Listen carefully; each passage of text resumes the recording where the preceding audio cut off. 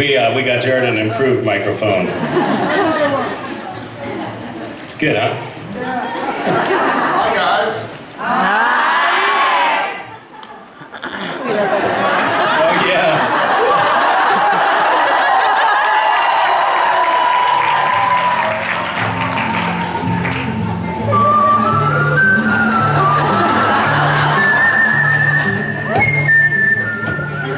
They're going full bore.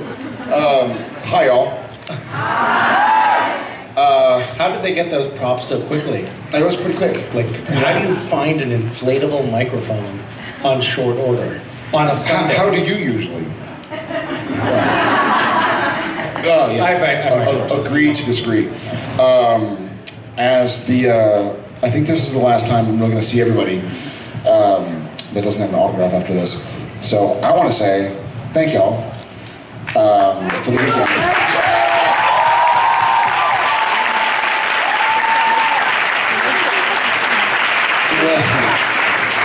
Rome and I have an interesting history, so I'm always happy when the weekend goes safe and sound and no drama. So thank you guys. So love you.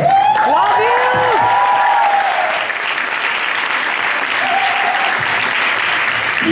It's amazing to think that we've been here 8 years. Isn't that insane? That's a big chunk of a lifetime. We met someone who has been watching the show since she was 13. 13? Yeah. 12 years. And now she's close to retirement. She just retired. Retirement party. Is anybody in the audience under 10 years old? Anybody under 15 years old? Anybody under 20 years old? All right. So how old are you guys? Because we thought you were all in your late teens, so this is a little baffling. They look young in Europe. Yeah. 20 to 25? 25 to 30? This is very, very scientific demographic collection over here. 30 to 35? 75 to 90? Yeah, baby! I'm always so. We went to Comic-Con a couple years ago, and we're waiting for this restaurant. We're waiting for our table. I'm like, it'll be ready in a second. And finally, like, okay, come this way. And this guy who was, I thought he was my age, really handsome, big, built dude, looked like Tomo. It's like, dude! I had a broken shoulder at the time. That was so respect. And he like hits me, and I was like, ah! He's like, I've been watching you since I was like 10 years old. And I was like, now my shoulder hurts and I feel old. He was like 20, I guess, 21. All right, sorry, before we waste much more time. Talking about how old we feel. Yeah. That's what the theme of this panel is. This is the difference between 8 years ago and today. Oh yeah. Is that today, during lunch, Daddy Padalecki went and napped. Hashtag winning. 8 years ago, he passed out.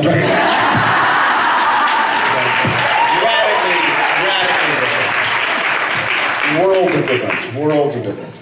How are you? Hi. Firstly, I've regained my ability to speak, so thank you for the autograph, Jared. Of course. All right. So my question is for a friend who tried to ask a question last year but couldn't quite manage it, and it's about what happened during the You don't want to know. Okay. You don't want to know. So Wait, now we want to know. Wait a second. you will find out. That was ominous. Yeah. Yes. All right. So. Considering how Sam in the early seasons was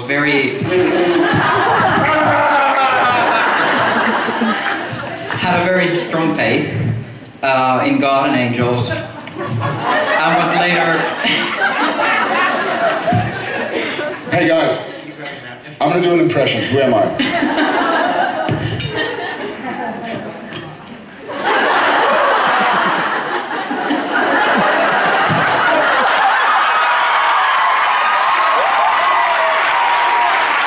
Sorry, dude, you made me laugh. You made me laugh. Honest mistake. Honest mistake. Why did I do that? And it escalates from there.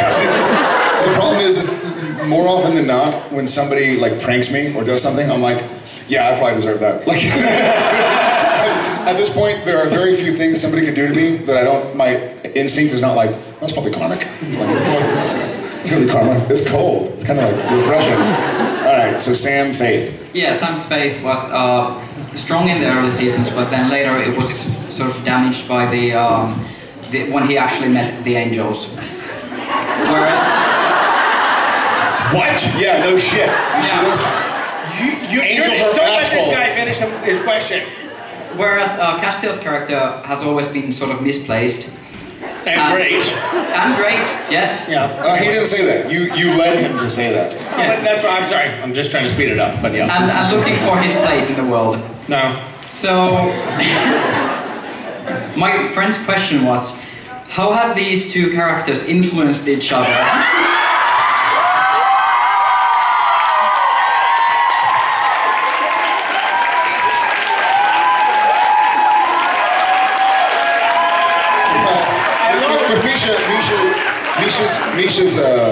Misha's older than he was when he started. Sometimes he doesn't know when his influence is just gonna, it's just kind of out of the blue. But it still sort of sprays as far as it always did. Too far. What I love is that half of the audience has no idea what we're talking about. Mercifully. Way to do a callback from last year. Yeah, but Sam used them. Sam is definitely not as influential as he used to be. Sam's getting old. Sam likes naps. We all do. We all do. Yeah. Thank you. Love you. Now. Now, what happened with your friend? Oh, was that the influence question last time? Let's just say that she didn't quite manage to say it as you, yeah. It should have probably been presented. Yeah, she should be in prison. Thank you very much. Thank you.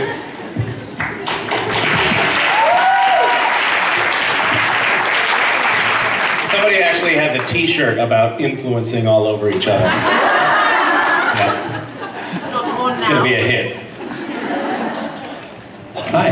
Hi. She's quit filming us and ask a question. She's finishing up watching the last episode right now. Take your time, by the way. There's nobody waiting. If you could write an episode of Supernatural, what would happen in it? I've thought about this often. If I could write an episode of Supernatural, it would involve Misha and Jensen and not Sam.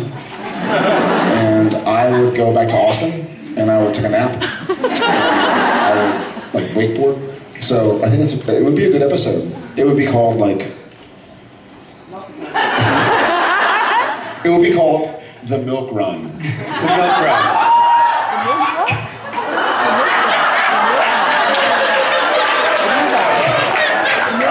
I love it. Sam actually just left a note, by the way. He didn't even pop in to tell Cass and Dean that he was leaving the bunker to get milk. It just says, went for milk. And that's all we know about him for the whole episode. Yeah. And then there's a lot of BDSM.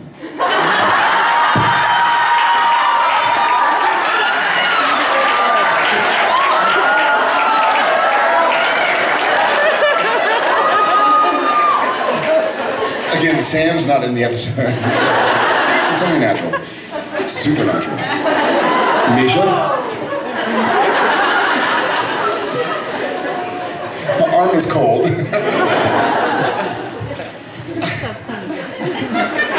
My episode would be very influential.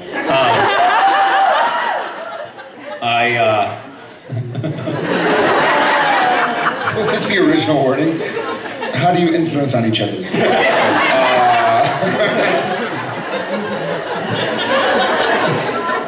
It's good to be able to reminisce about how funny we used to be. I think that we actually I think have all gotten to the point where we look at a script and we're looking for two things: something that is really emotionally compelling and moves the story forward, and we feel like I actually have this weird internal barometer, which is, does it kind of give me the chills at the end of the episode when I'm just reading the script? And there are a lot of scripts where you're like, oh, that was great. And then the other thing is, how few days am I in this episode? That's so true. It's so sadly true. Every time I read a scene that like I'm not in, Yeah. you get a little bit of joy, a little bit of This excitement. could be me at home. Like, no, I could be sleeping. Yeah, we're hardworking and we are good people, but it doesn't show. No, it doesn't. Thank Yeah, you. no, I actually really love Jared's idea for a script. Thank you. Hi. Hi, it's lovely to have you both here. I was wondering, have you ever thought about, or do you ever think about your exposure in terms of... Whoa. In terms of influencing?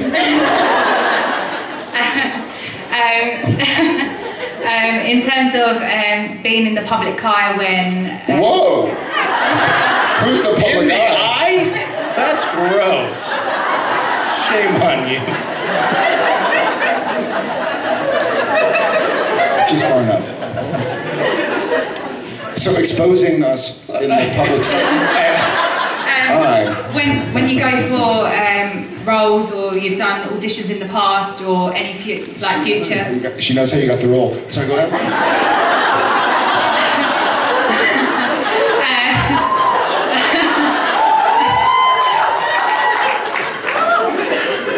And any future projects that you might take on, is that something that can be...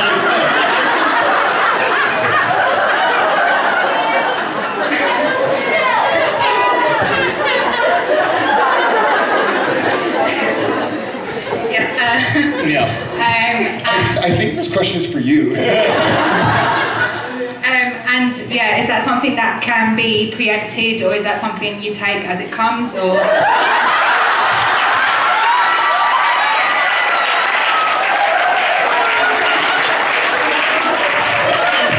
You're doing this on purpose. She's being hugged. And Yeah, no, typically we like to take it just as it comes.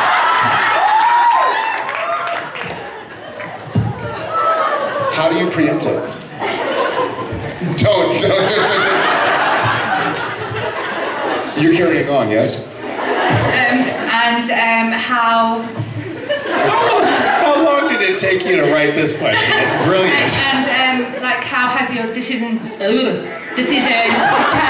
from before doing Supernatural and now that you both have families? Oh, way to bring it down. You kind of killed the mood at the end there. So Misha, So can you rephrase that question? see, This is just watching two people be stupid, isn't it? Misha, I've known her for what, 4, 5, 6, 7, 8, 9, 10, 11, 12, about a decade, and you always seem to like to.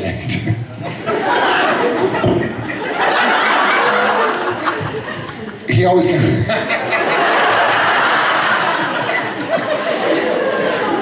I don't know. I mean, you know, he has a life away from set, but he seems, for the most part, to like to take it as it comes. So Jared has this idea, speaking of which, for a book title, Yes, which I thought was really great. it's genius for you. If you do say so yourself. Yeah, I will, and I do. So Jared said if you ever write a book, A memoir, an autobiography. it should be titled. It seemed like, so when you see the book, It's all about font, by the way, on the cover. it's all about the size of the font.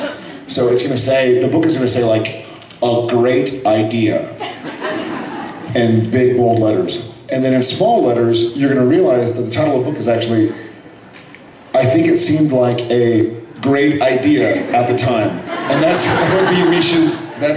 For me, that's Misha's. I feel like we created it together. I think most of his stories started with like, I think it seemed like a great idea at the time. But anyways, I was in Brazil one time and I went through a walk in the favela and like, everything takes this sharp turn downwards.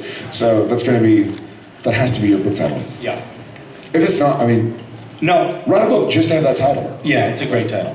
I do start a lot of stories with, so this seemed like a great idea at the time. Most of his life actually can be described with, I'm pretty sure this seemed like a great idea at the time, and then he goes into the story, and it's like a train wreck. Train wreck. Yeah. But anyway, take it as it comes.